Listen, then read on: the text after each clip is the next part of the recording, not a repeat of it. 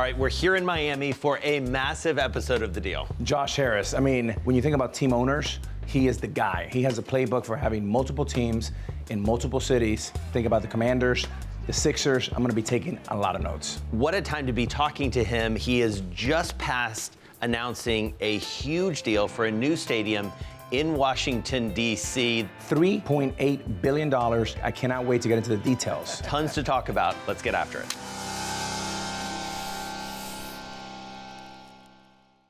This is an interview we have had circled for a long time. Josh Harris, I could spend the entirety of the episode talking about all the different things that you do. Welcome to The Deal. Great to be here. Thank you for having me. All right, so sometimes it's better to be lucky than smart. We're talking to you days removed from really one of the biggest deals that's happened in sports in a long time, the announcement of a new stadium in Washington, D.C. We've got a lot to talk about, but let's start there. What do you make of it? Like, how substantial, how seismic is this in your sports life? Well, it's seismic, I think, for the city, for the DMV, for DC. DC is obviously an incredibly important city. And, you know, I grew up there. I grew up in Chevy Chase, Maryland. And to be able to bring football back to RFK Stadium, the spiritual home of Washington football, of the Commanders, and you know, build a next generation world class venue. I mean, obviously, venues are advancing, the technology is advancing, the fan experience is advancing, and then, you know, it's not just a football venue. We're gonna put a dome on it. We're gonna make it about football, but we still put a dome on it. It's very important to the city that they be able to host massive events like the Super Bowl. Maybe we're now going to push Roger on that, but you know, whatever, Beyonce, you know, pick an event, and DC obviously is a gateway city for the United States, so it'll make DC great and proud. And then not only that, it's it's a $2.7 billion stadium, but it's a $3.8 billion, including all the stuff that's going to happen with the infrastructure and everything. And then there's the stadium itself is about 15% of the overall ground. I don't know if you've ever been down there, but of course. You got the Capitol and the monument. You can see it. You got the Anacostia River, and then it's a 15-minute bike ride to Nationals Park, the Navy Yard. So you're going to redevelop a lot of neighborhoods with DC, affordable housing. You have a whole bunch of parks. And then, you know, retail, mixed use. And so you're going to really change those areas in a really positive way. And DC has had an amazing, they've done this in the past. So, you know, it's incredible, actually, and really exciting to be able to engage with the city and help a city. It is a massive deal. It's on a scale that, you know, we haven't seen in a long time. I mean, take us inside if you can, and sort of getting it done. Like, what were the key issues that you had to overcome? I mean, you were looking at multiple sites. DC emerges, you know, as the winner ultimately. There's a lot going on, as you said, in Washington. What was the key decision point for you in really getting this done? Okay, so we play in Maryland today. The team has played in Maryland since the 90s, like the late 90s, and you know, obviously the DMV is DC, Maryland, Virginia. DC's in the middle, right? So RFK is in the middle. So Maryland, right, for Virginia fans, a little further, but we play in Maryland. And so the first thing we had to do is assure all through the process Governor Moore, who really cares about Landover. The governor of Maryland. The governor of Maryland. You know, he wanted to make sure that, you know, we said to him, look, we have to consider DC because it's the spiritual home of the Commanders. And he said, look, I'm willing to let you consider that and be generous about allowing you to have some options, but you need to convince me that you're gonna, you know, build something in Maryland if you decide to leave. And so we concluded a deal with the governor, and that allowed for the project the land to be transferred to DC. So I don't know if you remember, but as the last Congress was sunsetting, we got a 100-0 vote in the Senate, yes, which moved the land to DC. So until the land was under federal control, until the land was under DC control, and then it wasn't possible to build a stadium. From there, you know, we went into we had negotiations going with a lot of different parties, and we're blessed that everyone wants the Commanders, and ultimately concluded a deal with the mayor that would be highly beneficial for DC, and at $2.7 billion, which is what we're putting up. It's the largest investment in DC ever. So it's the largest investment in DC's history. And so once the mayor decided that it was okay, we signed a term sheet with the mayor, and now we're working with the DC City Council, who, the project has incredible ROI for DC, literally billions of tax revenues, thousands of homes, and thousands of jobs, right? And so, And affordable homes. and of that, 30% are by agreement going to be, at least that will be affordable homes. And so it's going to raise the standard. And then you get an amazing entertainment district. And who's not going to play in a new stadium with the backdrop being literally the Capitol, right? And then you get the redevelopment on the Anacostia River. So this is going to change DC. And so I'm hopeful that the council's doing its work. A number of them are already supporting that, but we have some work to do. So now the next step for us is to obviously get the council's vote. You've got to tell the citizens and the politicians, why this is good for the city, why they should invest their money in this. And the reality is DC is going through a harder time right now, and we were very sensitive to that and made sure that this deal was very good for DC. But I'm also focused on making it a place where our opponents fear to come, which is how I grew up, and where our fans love to come. Yeah. And, our RFK, right, was it was an incredible arena. The stands would shake, and it was a smaller arena, but it was loud, and, people showed up. Yeah. And so I want to talk even more broadly about, you've got multiple arena projects going on literally around the world. But before we get there, and maybe to lead into that, how do you balance the sort of private and public funds of it all? This has been like one of the substantial questions around developing stadiums. How did you come to sort of the calculus there? Yeah, so if you look at the calculus, we had to make sure that it was very favorable to DC. And so, because that's definitely something that people consider. Sometimes there's the ROI of a stadium, but they also want to know, okay, how much is the city contributing? And the RFK site has been sitting there since they closed RFK. Right. And it's like crumbling concrete. It's not great, right? There's nothing there.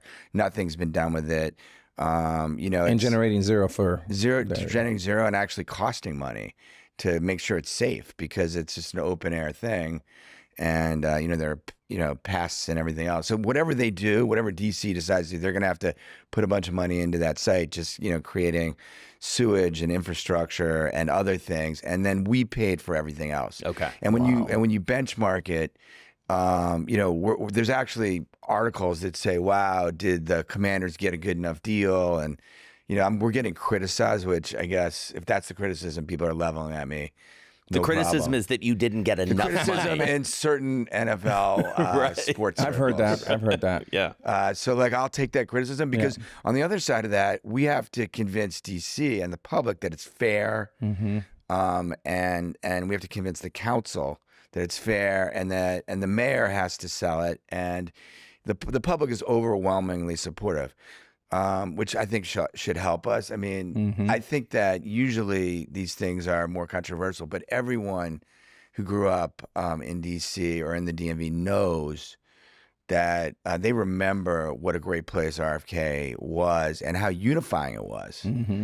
And what it was like when Washington football was dominant in the NFL, and I think we can bring it there again. So you've been a deal maker for a long time. A lot of the deals you seem to be doing right now are for stadiums and arenas. You have a deal that we'd love to talk about to build a new arena in South Philly. Then you've got a big project in South London with Crystal Palace, the football club that you're an owner of as well. What's the common thread there? Yeah, so the common thread is building amazing fan experience, player experience, and something that helps the cities, right? So you're ultimately in finance, you're a steward of people's capital. In sports, you're a steward of people's memories and how they feel. So how the Commanders do, how the teams play, makes the city happy or the area happy, and then you have to treat everyone incredibly well. And so if you start with that as a premise, you say, I'm going to be guided. My North Star is going to be, how do we create amazing memories? I had amazing memories at RFK. I remember some of my earliest memories. I remember being 4 years old. Literally 4 years old, and walking in there with my dad and, just hearing it all. And I don't remember a lot about it, but then I remember being 8 and Washington football losing to the Dolphins 14-7 in the Super Bowl. And Garo Upremian block kick was the one touchdown.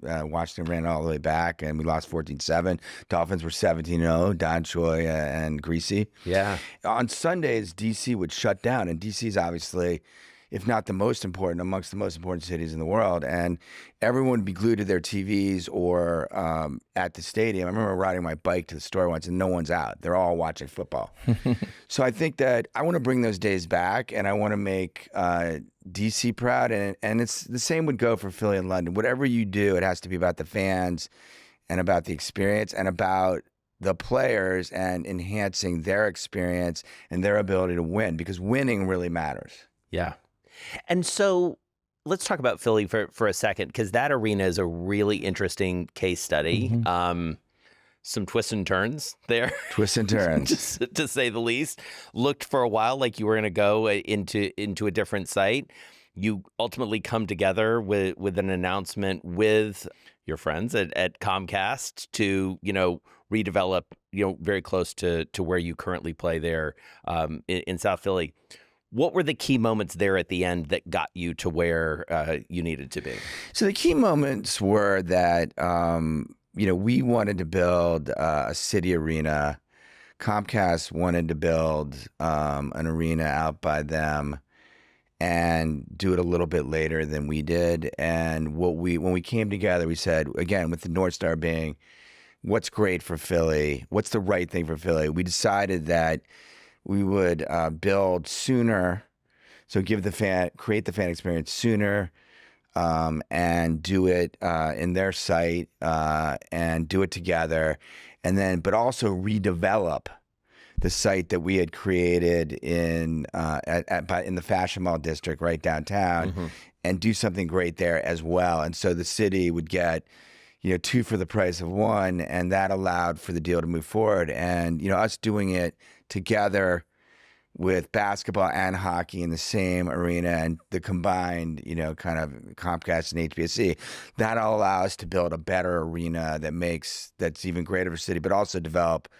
downtown and help that area as well. And, one of the awkward things was, we had different perspectives, and it had caused, a lot of, I'd say, debate in Philly on both sides. And at the end, Brian and I just came together and said, look, let's just put this behind us and create a win-win. Brian Roberts at Comcast. Yes. Right? Yeah. And that, like Philly had, that took a little adjusting for the city, but at the end of the day, the strength of the project garnered the support of the mayor and support of the city. And so we're moving forward really quickly in a positive way. So going back to your kind of Harvard Business School days, then you found Apollo with 2 other partners.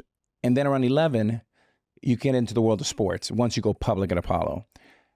You took one of your old playbooks, corporate carve-out from Comcast, right? Talking about Brian Roberts.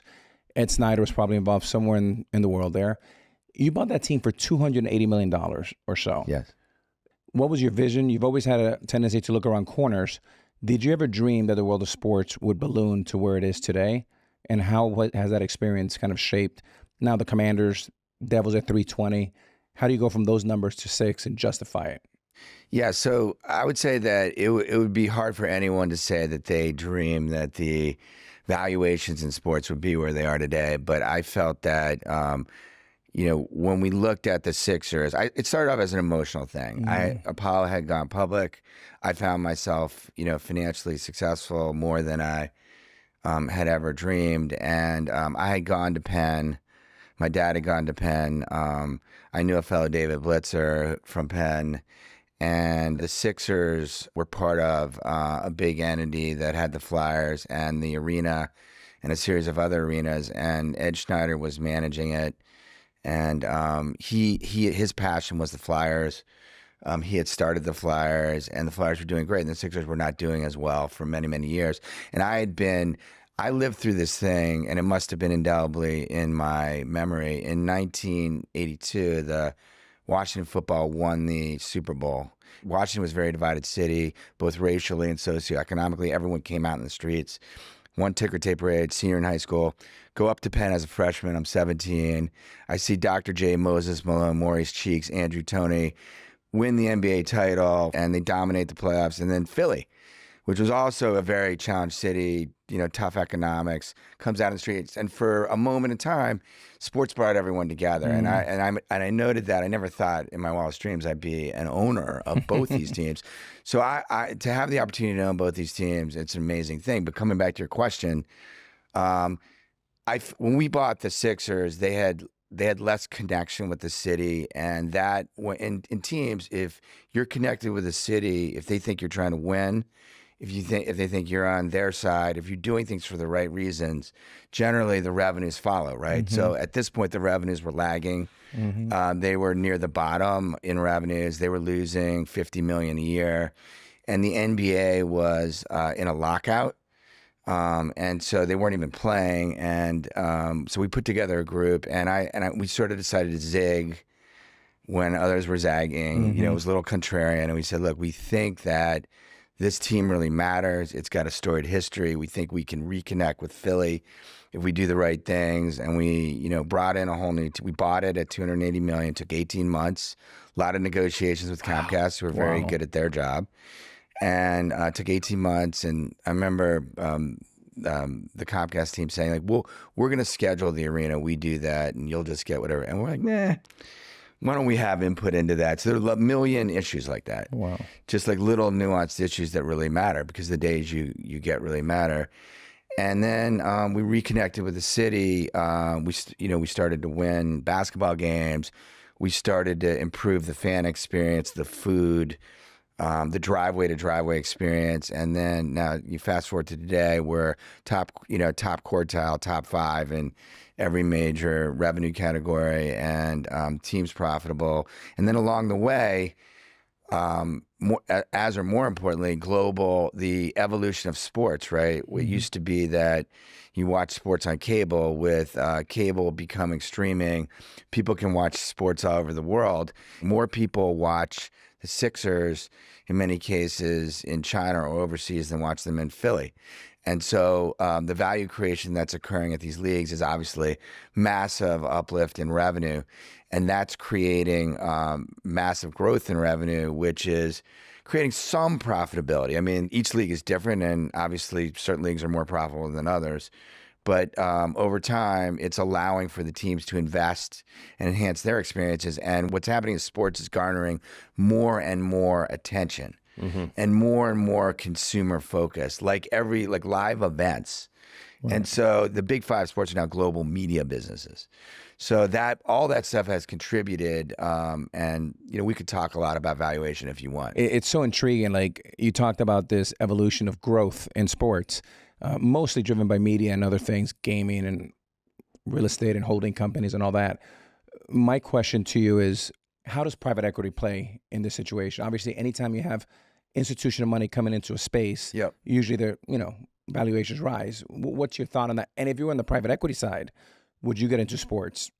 Yeah, so what's happened is sports values have rocketed up pretty much for the big sports. And it's all different, but certainly the NFL and the NBA leading the way, but also the NHL and certainly global soccer, right? Mm-hmm. So I think that what's happening is that the companies, the teams are getting so big that the amount of equity and the amount of leverage that the leagues allow is limited. And so, for example, I'll use the Commanders example. I'll give you round numbers. We paid obviously $6 billion for the Commanders, which at the time everyone said was the highest price of I would say my credentials as a value investor were shattered because Josh is crazy. Josh is crazy. paid the highest price in sports, right? And now that price looks pretty good, but I think that we put up $5 billion of equity, right? Wow. And I was not allowed to talk to private equity. I had to go raise $3 billion and one family at a time. So I think what the NFL, what other sports, certainly the NBA and the NHL leading the way, have done is say, okay, in some form, we're going to allow institutional capital in here, because if we don't, the valuations are going to be constrained, and we want people to still be able to build stadiums to enhance fan experience, to enhance streaming. And so allowing capital in for these now much bigger media companies to continue to improve and innovate is very important. And so that's why private equity is coming in. And obviously private equity coming in is creating demand for investment. So that's lifting the sports team values. Well, and to that point, I mean, we can talk real numbers here. You know, you buy it for, $6 billion and change, and, within a year or so, year or two, you've got NFL teams, Dolphins and Eagles, selling stakes, valuing them at upwards of $8 billion. So where does that go? I mean, so, put on your Apollo trained hat, your Drexel trained hat, your HBS, like how 26 North, the 26 North, all of the things that you do.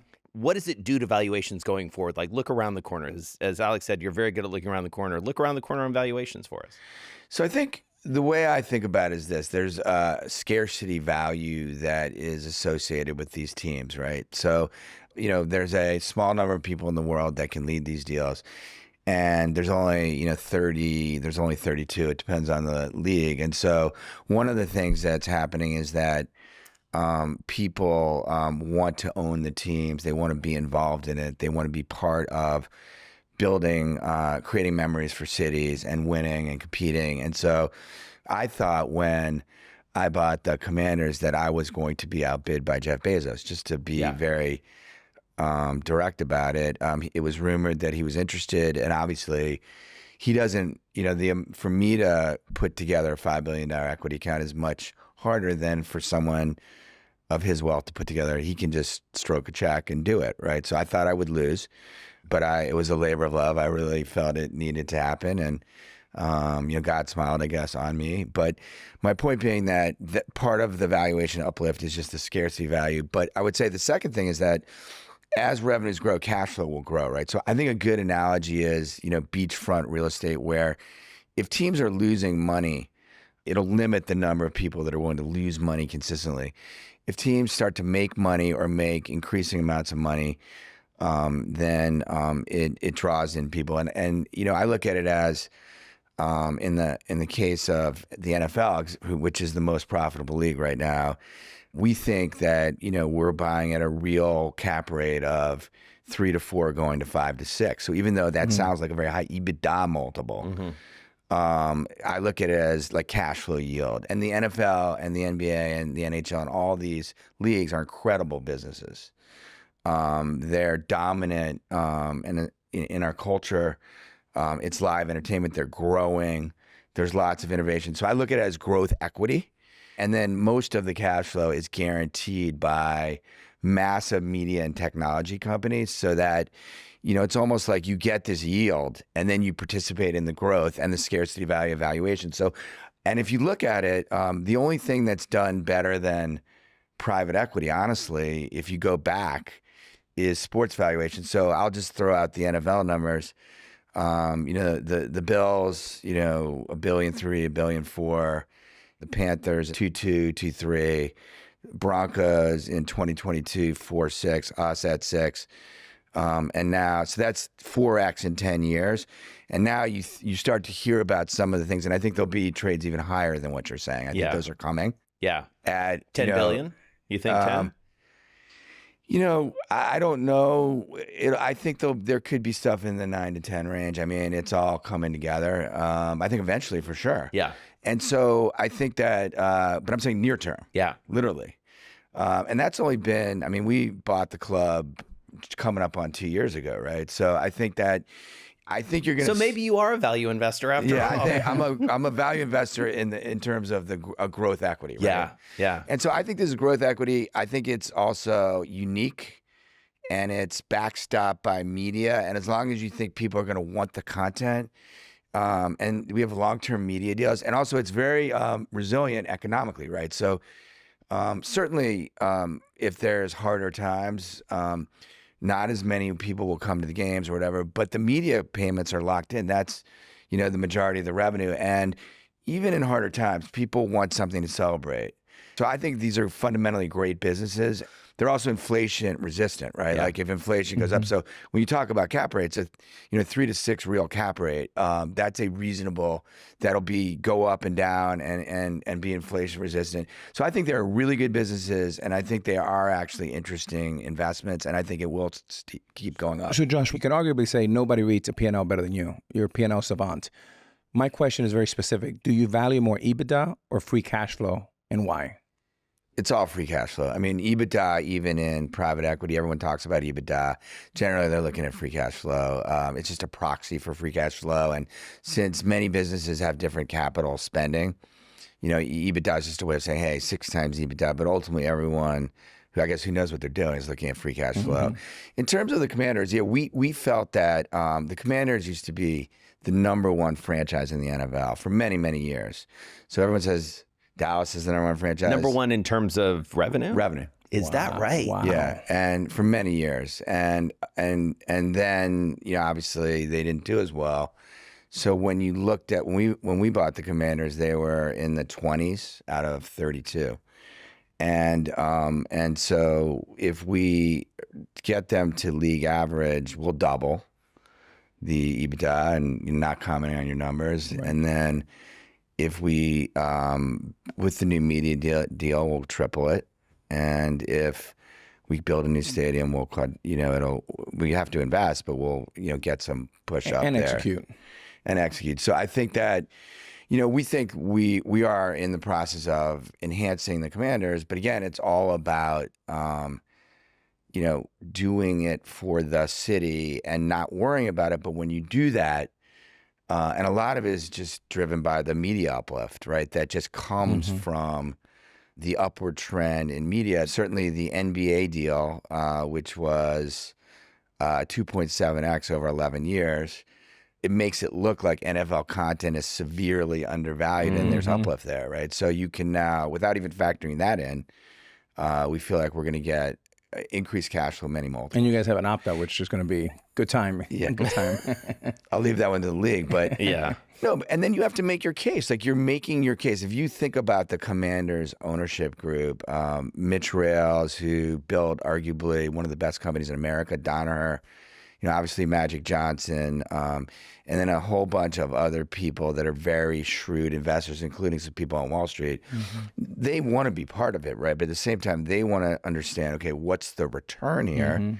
Why should I, write a check? And again, the obviously, as being part of an NFL franchise, there's a limit to how many people you can accept, and so we had to ask people for really significant investments. So they certainly wanted to know how it was going to work, right? And we were able to say, we're going to win for the city, we're going to spend, we're going to invest, but here's why we think that the value of the equity will go up. And a lot of it has to do with all the things we've talked about here, the upward trend in sports values, the scarcity value, but also our ability to move the Commanders back to being relevant for the DMV again, and therefore fill up the stadium, which was empty, get sponsors back, and feel great about being part of the Commanders again. Yeah, so I'm glad you went there, because I wanted to talk about some of the ways you've changed running the actual business. So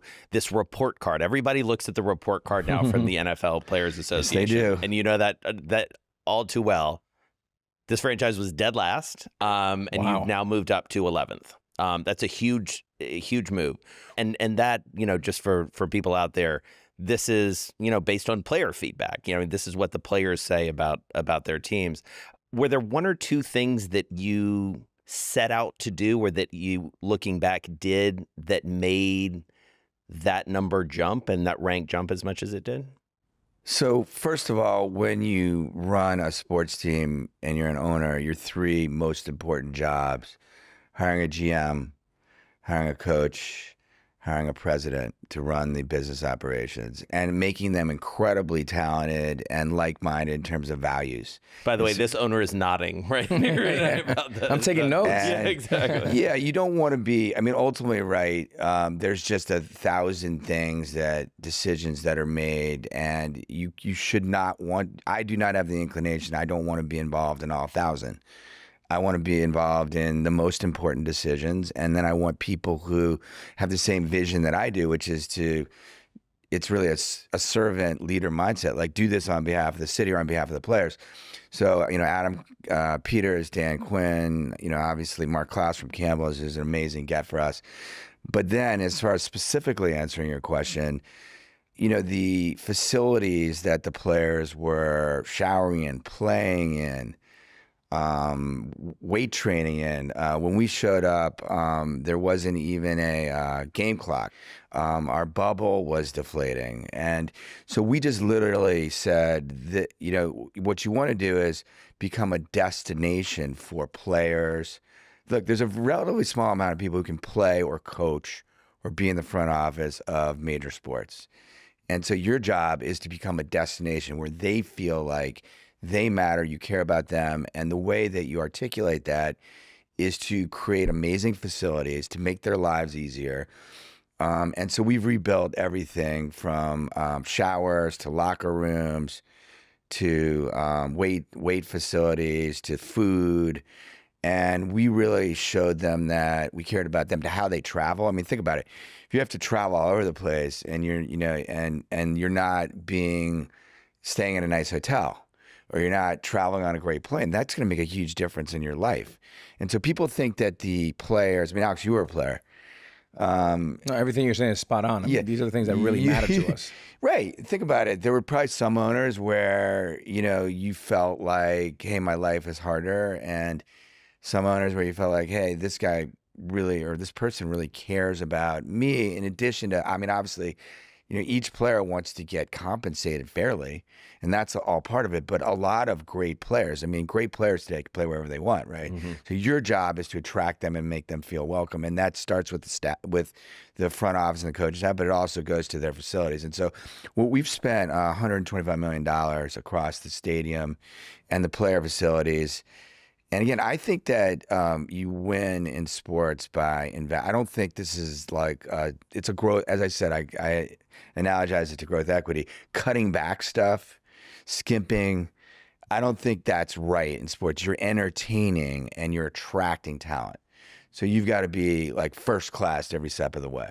And that's why it improved. I think that the players, I engage enough with the players and the coaches that they know that I'm there for them. And when they notice, hey, the food's not great, or something else, if you saw, like, for example, there's only like one cold plunge, right? So it's like, oh my are you gosh. kidding me? Right.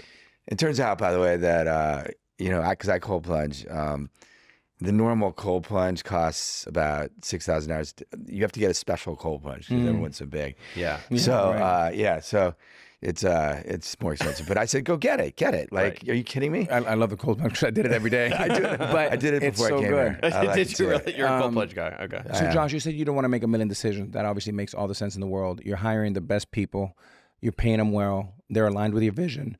How often do you kind of sit down on a Zoom? Is it once a week, twice a week to get a report on what's going on with the numbers, X, Y, Z? Yeah, so it's as needed. And then, the great thing about sports is that you do a lot of games. You go to a lot of games. So I'm there a lot. And, obviously when you're building a stadium, when you're around the draft, when you're around free agency, when there's things going on, you're there a lot more. And what we do is we have a standing call. Mm-hmm. And stuff happens, right? Like there can be stuff that happens in the arena that requires immediate attention you can't ignore. And so, if stuff happens in the world, right? Mm-hmm. George Floyd, like we, immediately we're on the phone, like we need to put out a statement. This is wrong. But that requires you as an owner, right? That's the values of the org. And you have to like see what, I mean, I went on YouTube, right, and said, well, okay, what really happened here, right? If I'm going to stand, or, when October 7th happened, kind of, getting the leagues and the teams to support, and empathize with the people that were killed. So I think that all of these things happen, and you just have to be on call 24/7 and be, in essence, on call for the public and do your job. And, it's as needed. And so in the off season when nothing's going on, it is once a week. But then it's a lot more than that. And so talk about that public facing piece, because, you're sitting across from a guy who was like, on the cover of magazines. He was in the public. It's very public. Sometimes for better, sometimes for worse. Amen. Since the age of, 15, 16, 17 years old, you were able to go through much of your career. I know who you were, but it was my job. I was at Bloomberg. So you were a star athlete in my mind in that regard. But owning a team where everybody knows your name, where you're sitting courtside or you're sitting in the box, what is that transition like? How do you cope with that? Especially, I'll say it out loud, owning a football team in Washington and a basketball team in Philadelphia. These are not cities that love each other. I think that you have to embrace, if you want to do this as the managing owner, as the control owner, you need to embrace the fact that you're now a public figure, and that comes with all of the issues that you might think that Alex has lived with. But, people come up to you, people interrupt you and want to talk about the team, good and bad. Obviously pretty happy people in Washington, and, we less happy in other locations this particular year.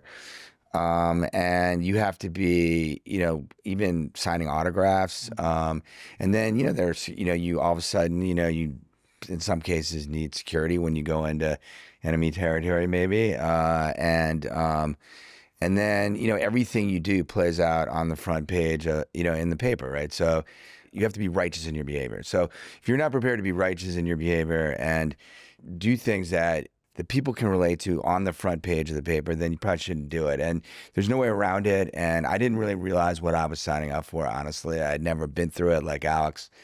And, Alex certainly, could probably write 3 books on this subject. Unfortunately. But, yeah, and then it starts to, your family starts to get known. I mean, all that stuff. But I'd say that just comes with it, and for good or for bad. And we own clubs, own teams in really tough cities. Like Philly fans are amazing. They care, but they're, they take no prisoners, right? And they hold us accountable. Yeah. And certainly when the Commanders played the Eagles in the NFC Championship, I tried to explain to everyone that if you just grew up in South Philly, I understand why you're all about Philly sports, but I grew up in Washington and Philly. My mom was from Philly. My grandmother's from Philly, but I grew up in Washington, but then I went to Penn when I was 17, and I saw these two teams, and I love these two teams. And so I tried to explain myself, and I'd say 97% of the fans got it, but there's going to be some fans that just because of that, and I understand that, right? And that's just something that I have to live with. But today, like, there are a lot of people, increasingly, these are big businesses, and more you're going to see people owning, whether it's the Cronkies or Fenway Sports, or, you're going to see people owning teams in different cities, certainly the Glazers. So this isn't a unique thing, but certainly in a city like Philly, which really cares about sports, and I respect, it definitely is something I have to manage. You weren't surprised at the vitriol? I don't think there was. I mean, honestly, I don't believe there was that much. I think there are in any situation, there'll be a few loud voices, and then by and large, like, I think that we have, invested in the Sixers. The Sixers have won. They have not won the NBA championship, which we need to deliver for the city. We're, trying to do the right things by the city, and, the loud voices on Twitter, you just can't let them. First of all, you can't control injuries. You won't say it, I'll say it, because I'm your partner in the NBA. I think you've done an extraordinary job with the NBA. But Josh, I want to kind of rewind a little bit back to I don't know you much like Jason knows you on the private equity world. I know you're more friendly, what you do with philanthropy as much as anybody. I'm always fascinated with how you balance your schedule, because I know what you do in the world of business, but disclaimer, our kids go to school together, and Pierce and Ella are very good friends, and they're both juniors in high school. And I see how committed you are to your family. You have 5 kids. How do you balance everything, and how important is your family to what you do in the business world? So my family is incredibly important to me. So I have 5 priorities, and I try to cut everything else out. And so first of all, your health. So we talked about cold plunging. If you're not getting enough sleep, if you're not eating well, you're not going to be good. We all of us have to be on so much, and so you need to bring it every day. And so making sure that you're well and taking care of yourself spiritually and physically is good. Then for me, it's my family. And I try to spend as much time with my family as they'll spend with me, which is sometimes the kids they're like, Dad. When you have teenagers, they're like, we're good. Thanks, though.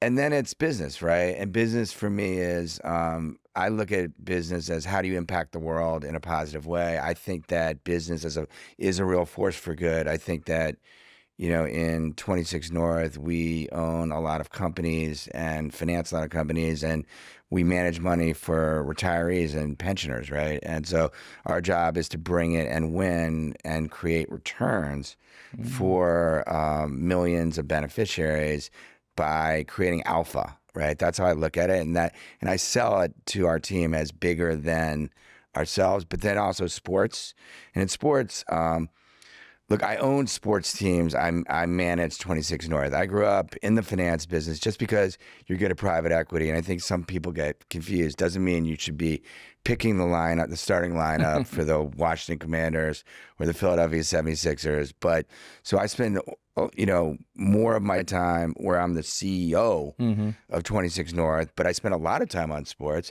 So and I work all the time. So I'm probably, 20 hours on sports, 60 hours on business, right? Now I need to get that down. And people don't understand how difficult and grueling business is. Even through my 25-year career, sometimes it's more exhausting to do the business and to travel and to keep up with hundreds of people that work for you. It's just a lot.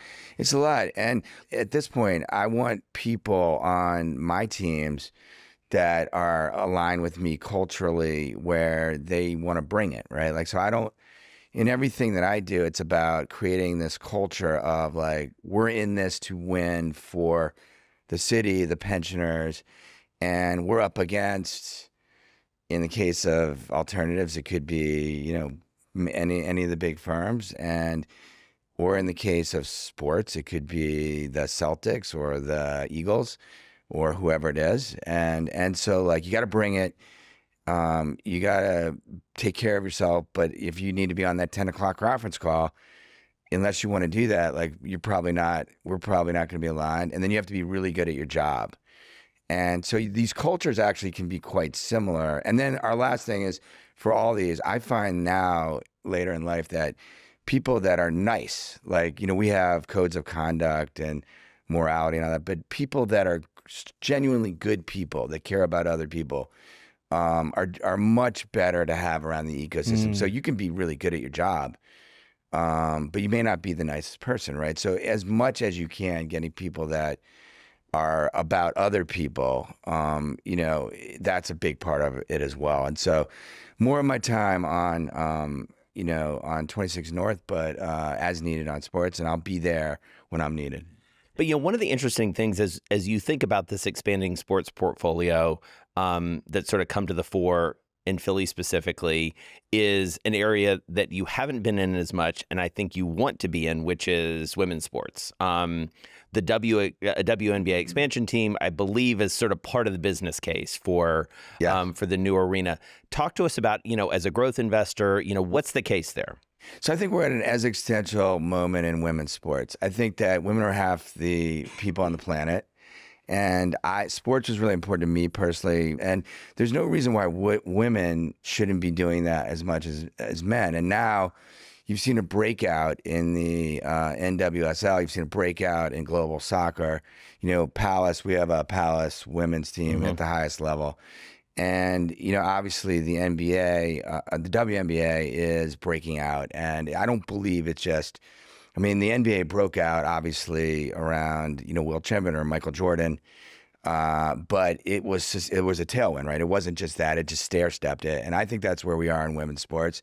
And I think if you're going to be in a major sport that really matters to a city, you should have an adjunct women's team in some of these sports. And so we're engaged with the NBA. We hope that they will allow Philly to be, in the WNBA and having very productive dialogues. And I think that we also are seeing it. We have a platform called Unrivaled, which is something that I started with David Blitzer that Andy Campion now runs. And Unrivaled is a youth sports. We run camps and leagues and clinics. And we're seeing a lot across baseball, football, action sports. And we're seeing a lot of girls wanting to play flag football. And so I see that as another big lift in women's sports. And I think this is going to be around for a long time, and more it's going to grow. All right. Now it's time for rapid fire. We're going to do 10 questions. These are the tough questions, Josh. These are the tough Be ones. Careful. All right. What's one word to describe your deal-making style? Flexible. What's more important to you in a deal, your gut or data? Data. Who's your dream deal-making partner? David Blitzer. What's the best piece of advice you've received on deal making or business? You can't do a good deal with a bad person. What's the worst advice you've been given? If you pay a low enough price, you can make it work. What's Josh Harris's hype song before you go into a big meeting or negotiation? Ooh, Coldplay. Ooh, I like that. Good. What's one word to describe this past season for the Commanders? Joyous. This is a tough one, Josh. If you can only watch one sport for the rest of your life, which one is it? I can't pick one kid. I can't pick one sport. All right. We'll give you a pass on that one because you're involved in way too many sports. Too many kids. Tricky. All right. Well, this one is going to be similarly tough. I feel another pass coming on. What team do you want to see win a championship more than any? I like all of our teams to win championships. I mean, honestly, that's what we're supposed to be doing. All of them. And last question. If someone wanted to have a career like Josh Harris, what advice would you give them? Just, bring it. Do something that you love, and it's not a straight line. Keep going. Life's going to serve a lot of curveballs. You may miss a few, but, have a vision in your mind, shoot high, and if you miss a little bit, you're still going to be way better off than you were before. All right. This was really fun. Thank you for spending some time with us. Great fun. Thanks, Thank Josh. you. Thanks.